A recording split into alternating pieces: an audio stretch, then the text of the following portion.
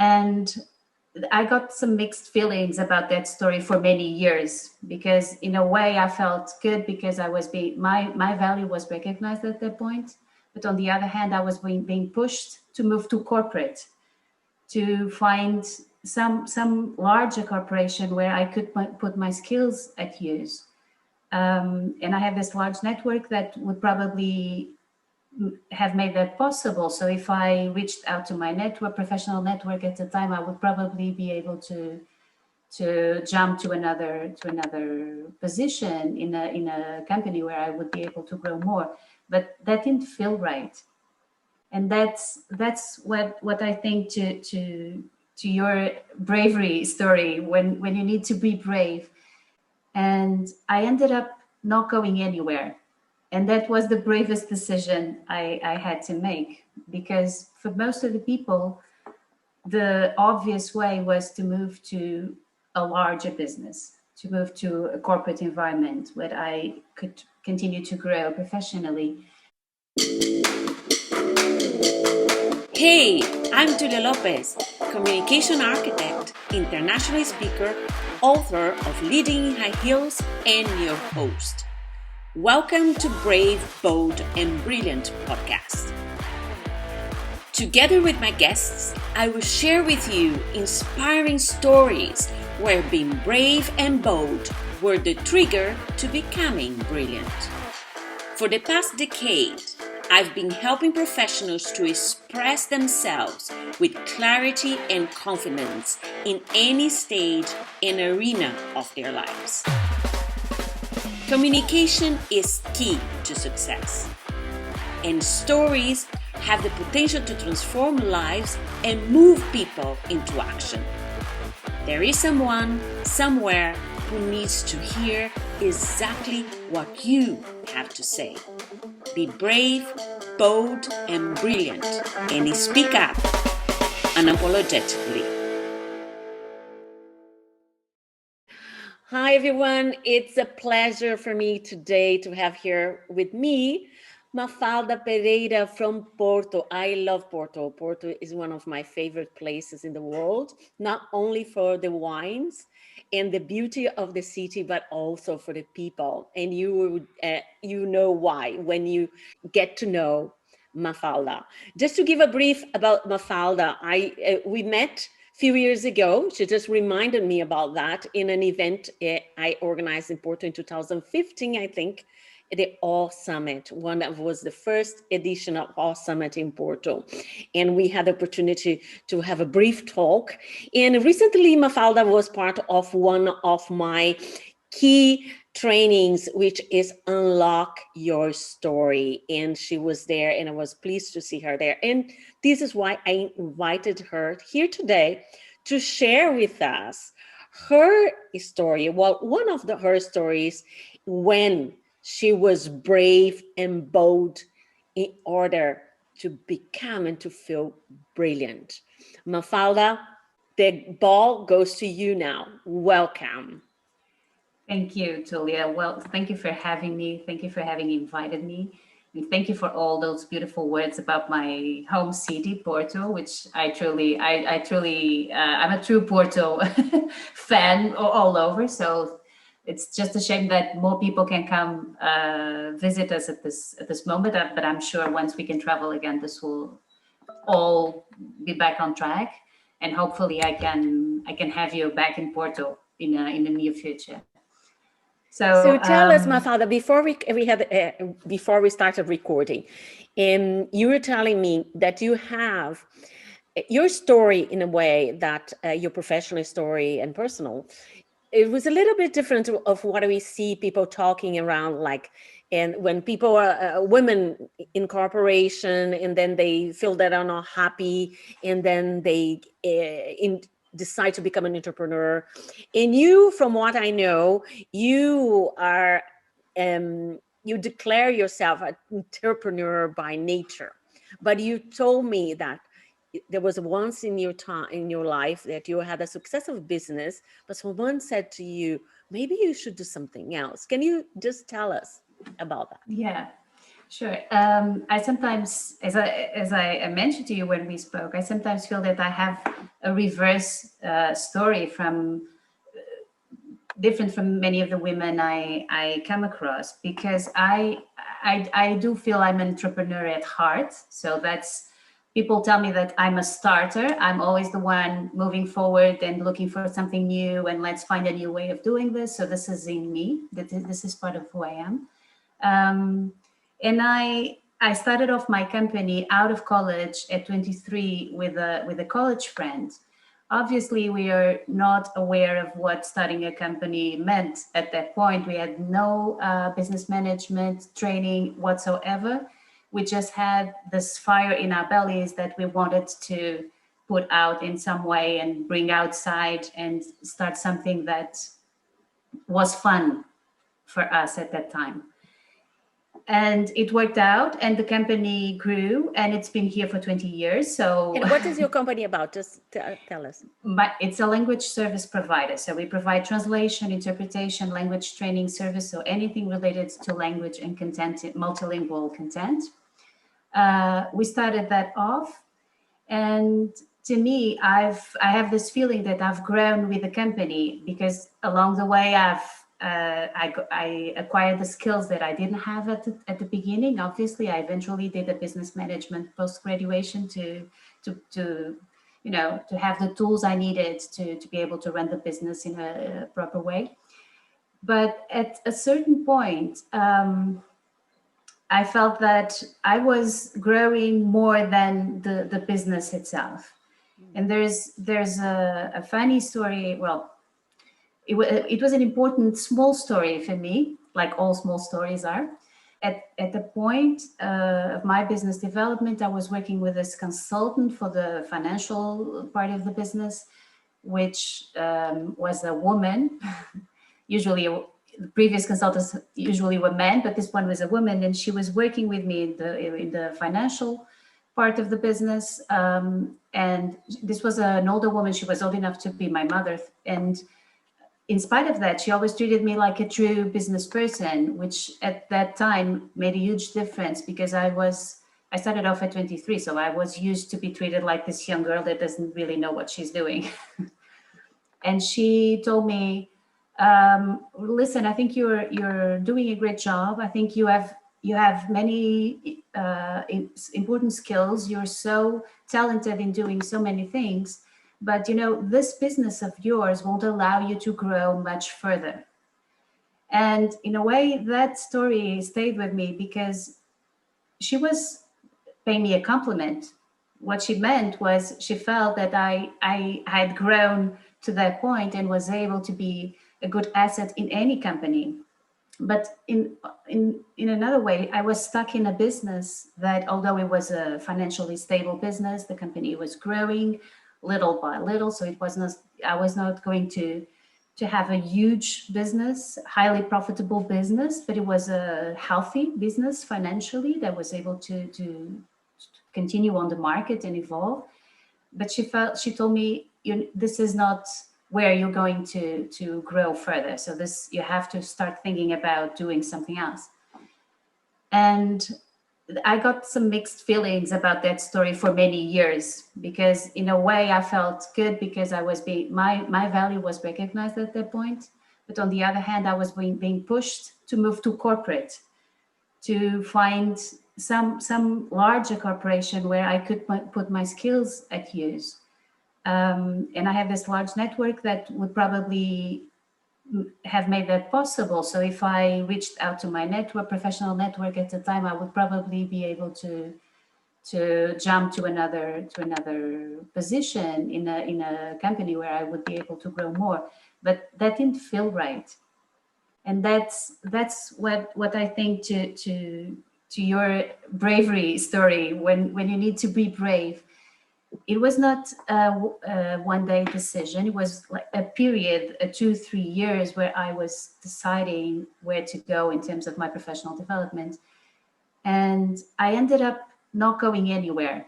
And that was the bravest decision I had to make, because for most of the people, the obvious way was to move to a larger business, to move to a corporate environment where I could continue to grow professionally. But as you said in the beginning, and as I usually mention when I'm presenting myself, I'm an entrepreneur at heart. So giving up on being that would also have an impact on my life. I would probably be less happy doing something else. So I feel this story is a bit reverse from most of the women I come across, because I know many women that started off in corporate careers and they climbed their way to the top and had successful professional careers. And then they just got to a point where they were not feeling fulfilled and they dropped it. And it's often a very brave decision also to leave the stable corporate position and start something of your own.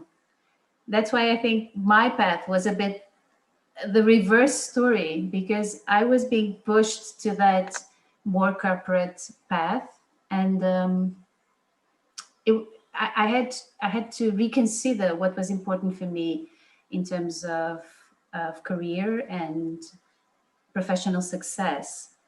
And That was that where, sorry to interrupt you a second. I was going to ask you because it was this woman complimented you, but also she suggested that corporate would be the option, or was your thoughts? I was not clear about that. she suggested that Okay. because we were working on the financials of the business, and I could feel that she was just frustrated to see that the business at that point was not able to to grow exponentially. So she knew, because we were in the middle of financial recession and in Portugal and everywhere actually at the time, so there was not much room for that business under those conditions to grow. And I think she grew fond of me, and she thought, this woman is wasting her skills and her abilities and her knowledge on a business that is not going to grow that much in the coming years. So she actually suggested, why don't you try to reach out to your network within my business area and see what you can do. And the funny part is that we closed the meeting for the day. She went home, and we were to meet a week later. And the following day, she phoned me saying, "Listen, Mafalda, I'm just calling you to apologize because I shouldn't have told you that yesterday. I really believe that you have the what it takes to do more, but I also believe that if someone is able to keep this business floating and eventually making it grow again, that person is you. So don't mind me. You should stay." This is what she told me the following day. Oh, that's a very, very good, huh? That she recognized that well, in a way, her advice was not the best advice in a sense. She could feel that you were the entrepreneur by heart, right? But it still stayed with me. It still had an impact because I know that her advice was from the heart. She Mhm. was thinking about me as a person, not the business, right? She was saying, drop the business and go be a good professional someplace else. And although she phoned me the following day, taking back the advice she had given me, uh, I still kept that story. And it was that triggered a whole process of rethinking what it meant to me to have professional success or success in general. And that's where I think my path is a bit different. And maybe the message I'm trying to put across is there's no one successful path, right? We all define what our success is. So it's like this white canvas, and we have to look ahead and see what we want to see there in the future. So you have to create that vision of success for yourself, and that canvas that you're painting is yours only. And it doesn't, and we often talk about this. Women tend to compare a lot with other women in particularly, but we tend to compare and look up to other women, which is fine. It's wonderful that we have role models and other women or other men that we look up to and that embody what we aim, what we want to be. But it's not healthy when you compare too much, right? When you're always thinking, well, that person has this and I don't. The question for me was, well, I don't have this. I don't have this corporate career. I don't have this, you know, status in terms of a professional position, because I was not working to a big sounding name or a large, well-known corporation. I still am. I'm still not doing it. The question was, what's important for you? So what's your vision of success? What do you want to see in that white canvas of your future? When you get there, what do you want to see there? And when I started to think about that, it was my values came to mind, the things that really matter to me came to mind, and this idea of what my future should be like started to crystallize.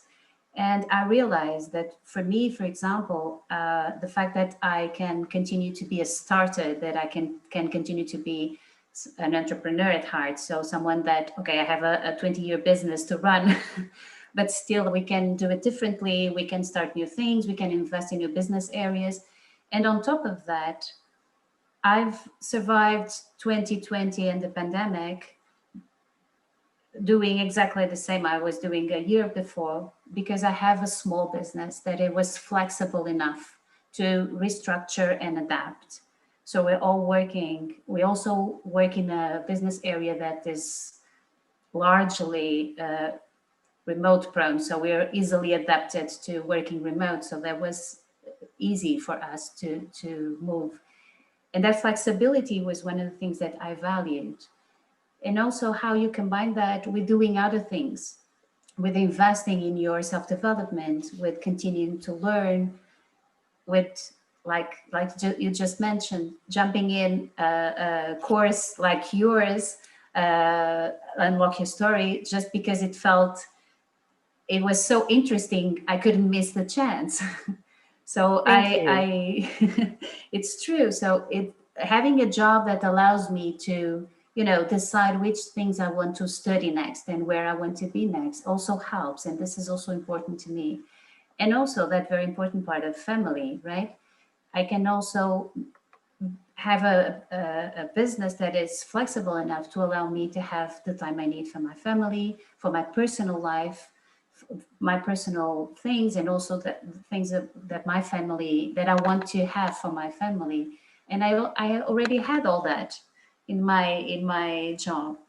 So this is not something that I've decided in one go. So this took maybe 2-3 years. It took the time that I needed to crystallize that idea of success that I had in my head. And to that, also to have that idea, when I say crystallize, it's probably not the right word, because our vision of success evolves, right? So it keeps changing that canvas anyway. And it's fine if you decide this is my vision of success, and then you decide to add something else to that. It's okay also, as long as it's comfortable and for you, right?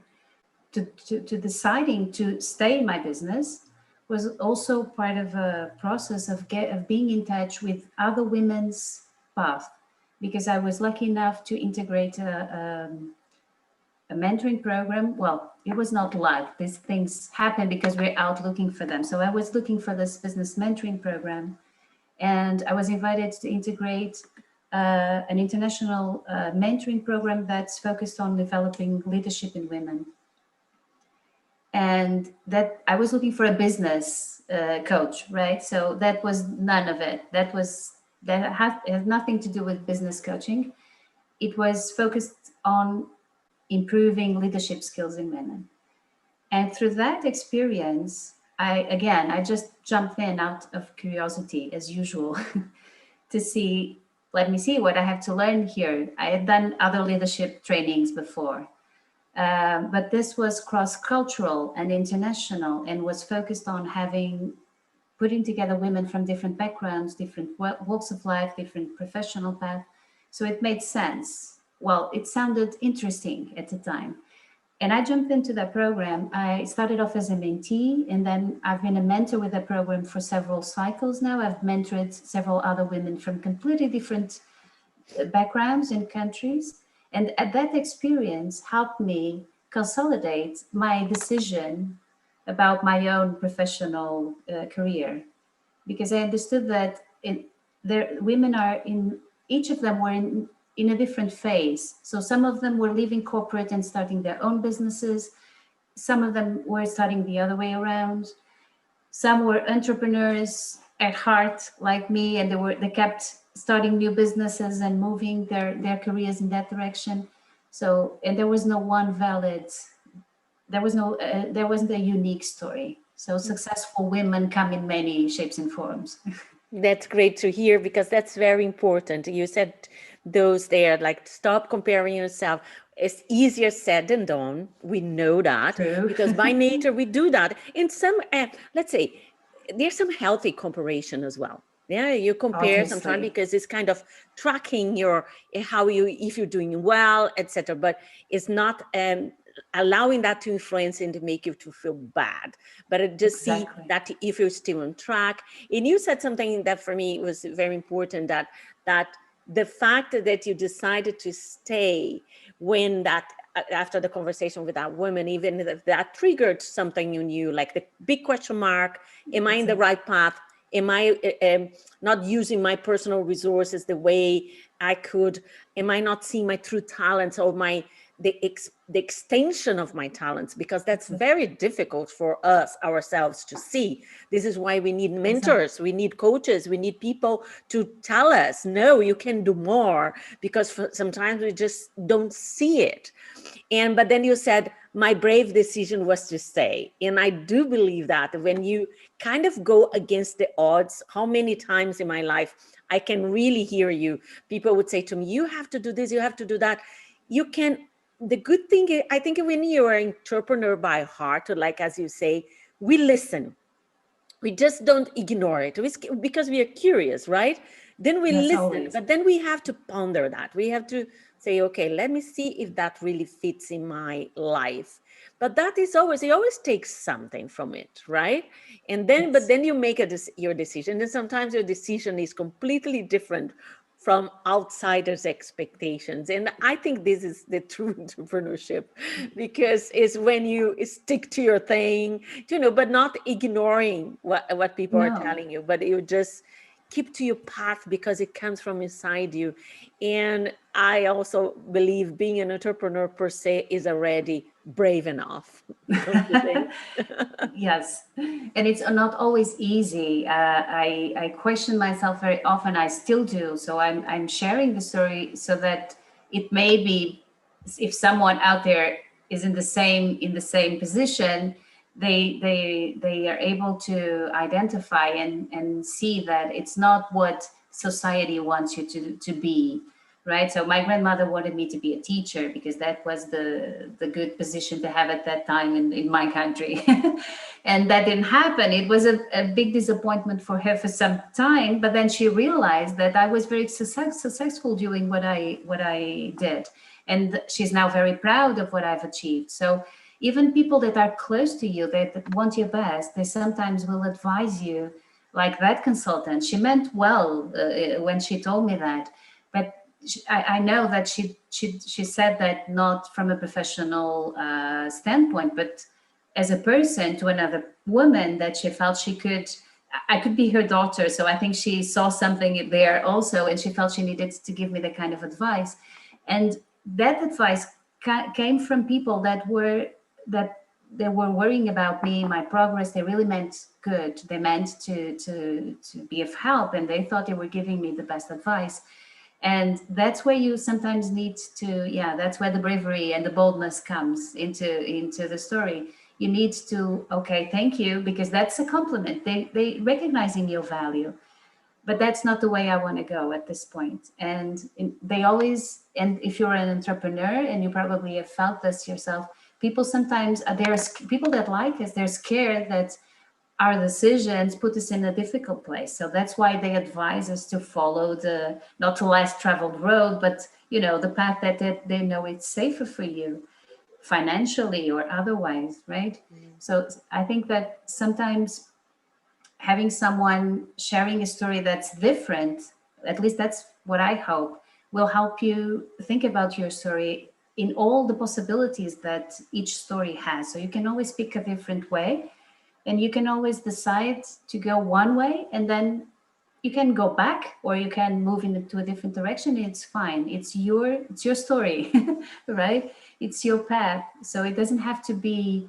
That's something that it took me also some time to accept easily, is that our decisions are not final. We can always change our mind tomorrow, right?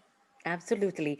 And now, Mafalda, and we talked about this before, we always so good to talk about our bravery and boldness, but then what about our achievements? Tell us, share with us something that you feel like, wow, that was something that I am proud of myself and that I was brilliant. It always happens to me when I go into things unprepared, like what we're doing now. Good. Because like many women, I also suffer a lot from imposter syndrome. So I always think, well, who am I to do this? So what do I know? Why should I be speaking to these people? And what I found, what I've learned is that along my path, I've been thrown out to positions and to taking on responsibilities, not all in my company, but also outside the company as a mentor and as a peer group member that I mentioned when we spoke before. What people sometimes tell me, it's amazing how articulate you can be and how you gave that so well structured opinion on this. And I was, me? It just asked me for advice and I told you what I thought from my heart, but still. And it still surprised me when people compliment me for having had an impact in a group. And it mostly happens when I'm not rationally thinking, listen, I have a very important thing to say and I'm the one who's going to give you the solution. This never crosses my mind, right? So I'm always surprised when people come back to me and tell me, you said this to me at that moment and it had this impact, this large impact in my decision or my, whatever they're struggling with.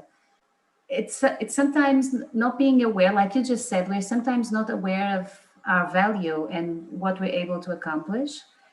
And by working in different areas as obviously a business owner, but also as a mentor for other women. The first time I was told you're going to be a mentor, my first reaction, my first mentee was a woman that had this huge CV with, well, the exact opposite of my professional career, and she was much older than me, and I thought, how can I be a mentor to this woman? What do I have to tell her? But then often being a mentor, and that's something I've learned, is asking the questions, right? We're the ones that make our own development. We just need someone to sit across the table or across Zoom at the moment and ask us the right questions. And when I stepped into that role, and I needed to trust the process and know that other women had done this before me, so it had worked, and I should be able to pull it off. And I did, and it was wonderful. And so whenever you think that, well, who am I to have anything to give? We always do. We always have something that the other person will gain from crossing our path, either as a mentor or a business partner, whatever it is. So it's not always bright and brilliant, right? It sometimes is a bumpy road, but I often get surprised when people come back to me and thank me or tell me, you said this at that moment, at that conference or at that session, and it meant the world to me. And I'm still surprised when I get this kind of feedback, which It's a compliment. And I would say to you, to wrap up here, I would say take the compliment, but take it seriously in the sense exactly. that this is a gift that you have Because if people come to you and say, you said something that taught me, you explained something, or you said something that made me to understand something, means that you have the capacity to formulate your ideas and express in a way that people can understand you. And that is the gift that not everybody have.